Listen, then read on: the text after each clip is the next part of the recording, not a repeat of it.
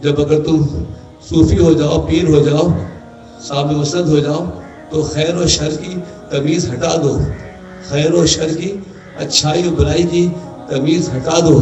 کائے سے ہٹا دو؟ اپنے سے نہیں، آنے والے سے. اچھا ہے برا ہے تم اس سے یکساں ملو. جملہ تو بہت عجیب ہے لیکن سن کے تو بڑی عجیب بات لگتی ہے کہ خیر و شر کی تمیز ہٹا دو. اللہ اکبر. حضرت خیر و شر کی تمیز ہٹا دیں اپنے عمل کے لیے نہیں، لیکن جب تم سے کوئی ملنے آئے تو کہا آئے آؤ، بہت اچھا ہو تم آگے. اللہ، اس وقت یہ نہ سوچو کہ یہ سیٹھ ہے، یہ غریب ہے، یہ مولوی ہے اور یہ گنہگار ہے، یہ اپنے گناہوں میں ویسے مشہور ہے. یہ نہ ہو. پیر و مرشد کا ملانا سیدی حمزہ